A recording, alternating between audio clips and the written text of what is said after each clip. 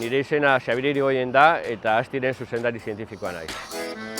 Astirentzat Euskaraldia da euskara zabaltzeko momentu bat, garai bat, aukera bat, baina baita ere erabiltzeko Astiren izena erakusteko euskara erabili dezakegula beste esparru batetan, esparru zientifikoan, ikerketan eta beste mundu bat.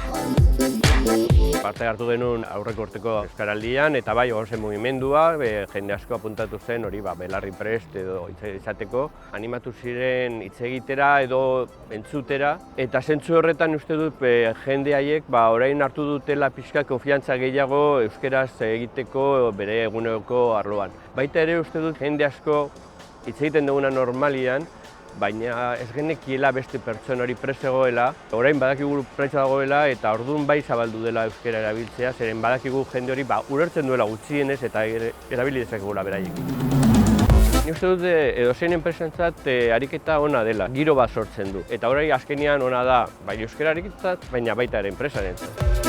Hartzen dugun ardurak erronkak, da bata hemen Pasaian erabilera zabaltzea, haringun bane bat sortzea, zeren askotan denak badakigu euskeraz eta ez dugu erabiltzen, ez dakigu zergaitik.